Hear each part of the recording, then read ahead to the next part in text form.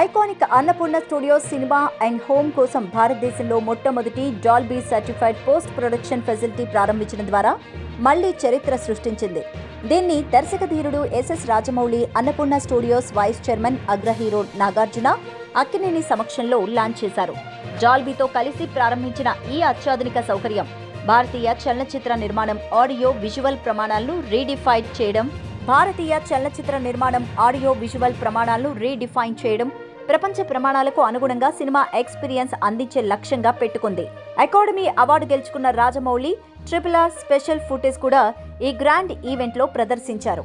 Dolby సినిమాలో విడుదలైన మొట్టమొదటి భారతీయ చిత్రం ఇది. భారతీయ చలనచిత్ర పరిశ్రమకు ఒక మైలురాయి క్షణంగా మారింది. దర్శక ధీరుడు రాజమౌళి మాట్లాడుతూ, RRR సమయంలో మేము సినిమాను డాల్బీ విజన్ లో క్రియేట్ చేయాలనుకున్నప్పుడు జర్మనీ వరకు ప్రయాణించాల్సి వచ్చింది. మన దేశంలోని డాల్బీ విజన్ లో నా సినిమాను ఎక్స్పీరియన్స్ చేయలేకపోవడం కొంచెం నిరుత్సాహపరిచింది. కానీ ఈ రోజు అన్నపూర్ణ స్టూడియోస్ లో డాల్బీ విజన్ గ్రేడింగ్ సౌకర్యాన్ని చూసి చాలా థ్రిల్ అయ్యాను. నా తదుపరి సినిమా విడుదలయ్యే సమయానికి భారతదేశం అంతటా మల్టీ డాల్బీ సినిమా ఉంటుంది అనేది మరింత గొప్ప విషయం. డాల్బీ విజన్ లో సినిమా చూడడం పూర్తిగా భిన్నమైన అనుభవం. స్పష్టత, ప్రతి ఫ్రేమ్లోనూ సూక్ష్మ నైపుణ్యాలను పెంచే విధానం కథను పూర్తిగా కొత్త స్థాయికి తీసుకువెళుతుందని చెప్పారు. ప్రేక్షకులు దాన్ని ఎక్స్పీరియన్స్ చేయడం థ్రిల్లింగ్ గా ఉందని చెప్పారు. ఒకప్పుడు తెలుగు దర్శకులకు చాలా మందికి టార్చ్ బేరర్ అయ్యారు దర్శకుడు శంకర్.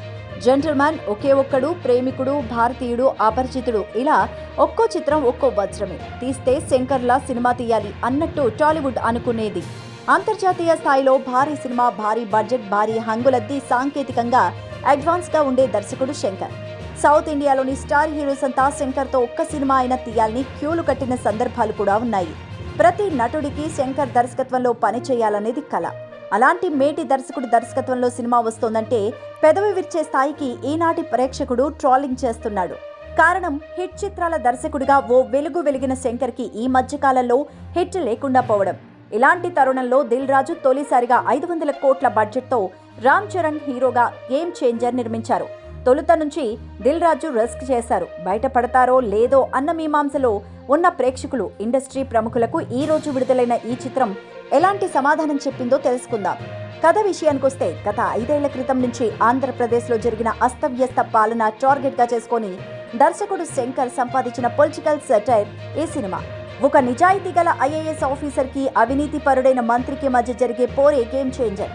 ఆంధ్రప్రదేశ్ ముఖ్యమంత్రి బొబ్బిలి సత్యమూర్తి శ్రీకాంత్తో గేమ్ చేంజర్ కథ మొదలవుతుంది. అడ్డదారిలో సీఎం అయ్యి అవినీతికి అడ్రస్ గా మారిన సత్యమూర్తిలో పశ్చాత్తాపం కలుగుతుంది. తన పదవీ కాలం చివరి ఏడాదిలో రాష్ట్రంలో ఎలాంటి అవినీతి ఉండకూడదని నిశ్చయించుకుంటాడు. అయితే అతని మంత్రివర్గంలో ఉన్న కొడుకులు మోపిదేవి, SJ సూర్య, రామచంద్రారెడ్డి, జయరాంలు విభేదిస్తారు. చివరికి తండ్రినే చంపేసి సీఎం కావాలని అనుకుంటారు మోపిదేవి. ఆ తరుణంలోనే సొంత ఊరు వైజాగ్ కి కలెక్టర్ గా అడుగు పెడతాడు రామ్ చరణ్. వచ్చి రావడంతోనే అవినీతి ప్రభుత్వంపై ఉక్కుపాదం మోపి మోపిదేవి ఆట కట్టిస్తాడు. అనూహ్య పరిస్థితుల్లో సత్యమూర్తి రామ్నందన్ ని రాష్ట్ర సీఎంగా ప్రకటిస్తాడు. సీఎం సత్యమూర్తికి కుమారుల నుంచి ఎలాంటి సమస్యలు ఎదురయ్యాయి? రామ్నందన్ ను సత్యమూర్తి సీఎంగా ఎందుకు ప్రకటించాడు? సీఎం పదవిని రామ్నందన్ ఎందుకు నిరాకరించాడు?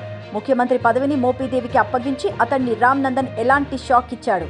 దీపిక అంటే కియారా అద్వానీతో ప్రేమాయణానికి ఎందుకు బ్రేక్ పడింది?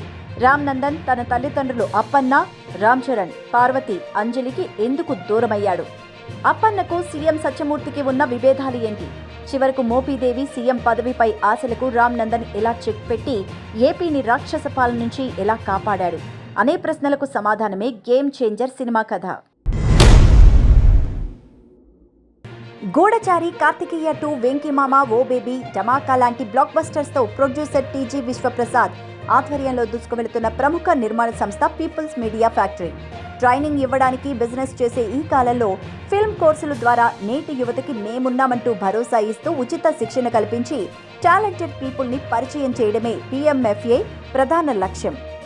భారతదేశంలో మొట్టమొదటిసారిగా training film academy PMFA Hyderabad, బెంగళూరులో ప్రారంభించిన people media factory founder and chairman TG Vishwaprasad గారికి ఘనత దక్కుతుంది.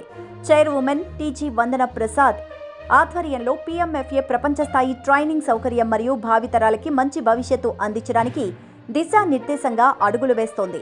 ప్రారంభించిన మొదటి రోజు నుంచే స్టూడెంట్స్కు రియల్ ప్రాజెక్టులపై పనిచేసే అవకాశం కల్పించడంతో పాటు సెలెక్ట్ అయిన స్టూడెంట్స్కు ఫీజు చెల్లించాల్సిన అవసరం లేకుండా ఈ ఫిలిం కోర్సులు పూర్తిగా ఉచిత శిక్షణ ఇస్తాయి. హైదరాబాద్, బెంగళూరు అందుబాటులో ఉన్న కోర్సులు acting, direction, script writing, cinematography, editing, art, makeup, costumes, designing, virtual production మరియు డిఐ లైటింగ్. రాజాసాబ్, గూఢచారి 2, మీరాయ్, తెలుసు కదా, జాట్, పినాకా మరియు ఆసక్తికరమైన మరెన్నో ప్రాజెక్టులు చేస్తూనే PMFA యొక్క ఫ్యాక్టరీ మోడల్ సమర్థవంతమైన కంటెంట్ క్రియేషన్ మోడల్ను అనుసరిస్తూ web series, OTT movies, music albums, YouTube content మరియు మల్టీలింగ్యువల్ ప్రాజెక్ట్స్ చేస్తోంది.